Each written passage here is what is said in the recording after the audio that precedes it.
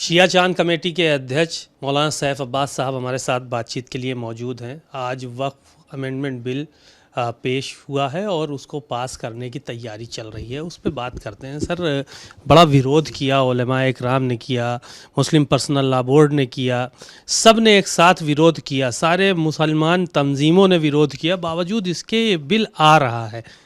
आप इस बिल को कैसे देखते हैं, आपकी नज़र में कैसा है? बिस्मिल्लाहिर्रहमानिर्रहीम।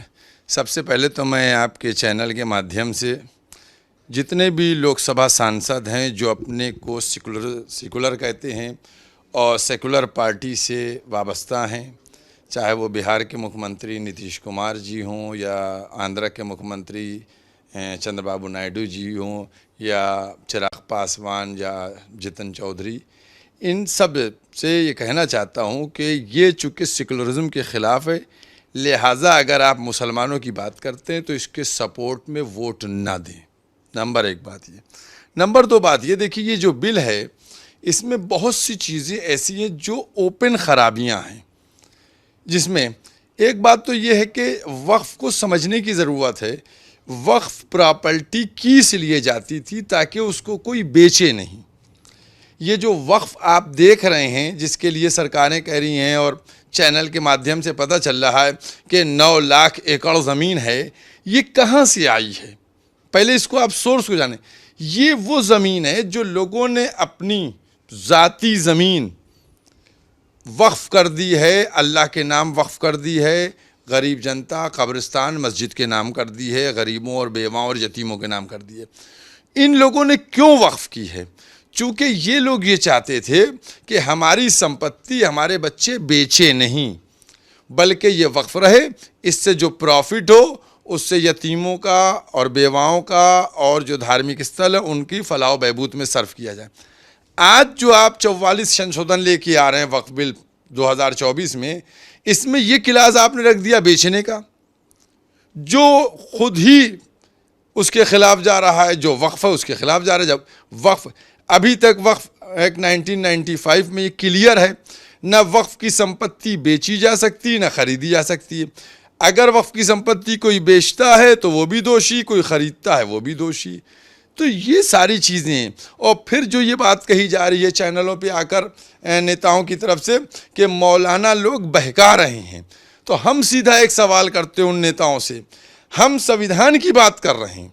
अगर संविधान के आर्टिकल 25 और 26, आर्टिकल 25 और 26 को आप क्लियर कर दीजिए, अगर उसके अंडर में हम बात गलत कह रहे हैं तो हम अपने अल्फाज को वापस ले लेंगे।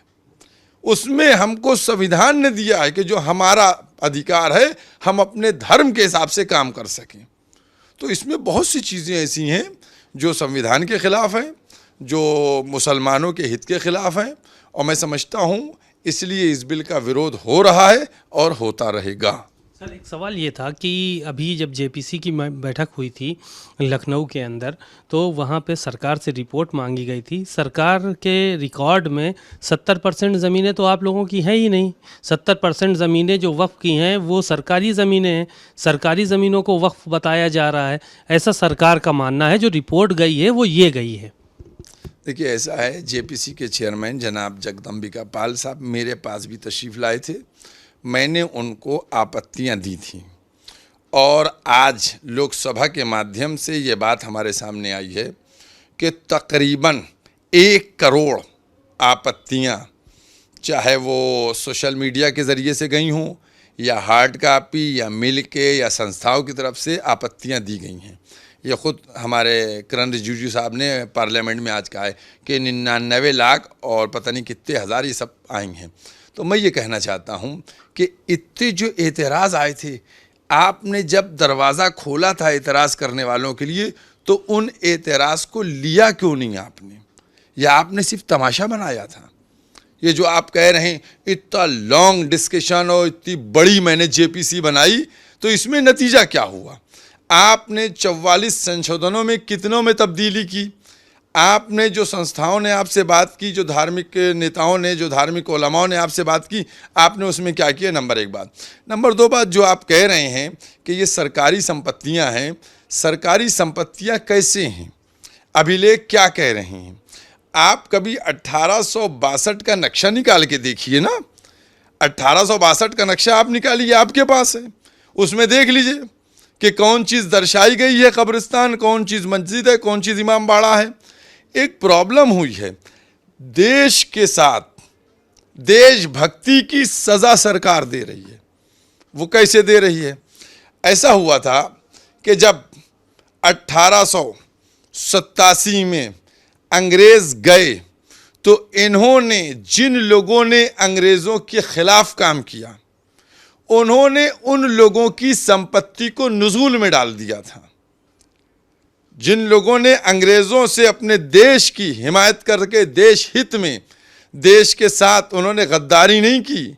गद्दार जो थे देश के, उनकी संपत्तियां तो बहाल हैं, लेकिन जो देश के हिमायती थे उनकी संपत्तियों को अंग्रेज़ों ने नुज़ूल में लिख दिया था।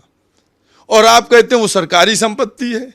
अगर इस एंगल से आप देखिएगा तो जो आज सैकड़ों साल से बड़ा इमाम बाड़ा बना हुआ है, ये क्या है?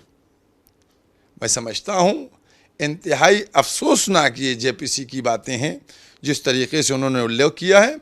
मैं समझता हूँ कि तत्व के ऊपर कोई बात की ही नहीं गई है, और यही वजह है कि जेपीसी ने जो रिपोर्ट पेश की है पार्लियामेंट में, उसमें कोई तब्दीली नहीं की गई।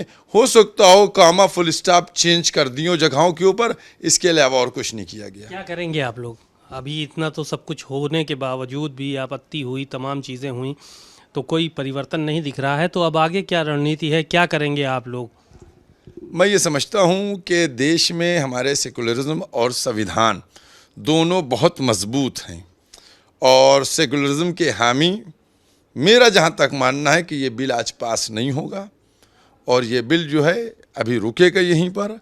और सेकुलरिज्म के जो हामी लोग हैं, जो मुसलमानों के वोटों से सत्ता में आते हैं, वो सब इस बिल के ख़िलाफ़ वोट देंगे।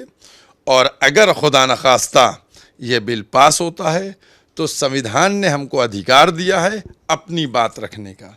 हम शांतिपूर्ण तरीके से अपनी बात को भी रखेंगे और अपना विरोध भी जिताएंगे। शुक्रिया बहुत बहुत। आपने सैफ अब्बास साहब को सुना, कहा कि अगर पास होता है तो हम शांतिपूर्वक तरीके से अपना विरोध दर्ज कराएंगे। कैमरामैन रोहित के साथ सीमा नकवी, भारत समाचार, लखनऊ।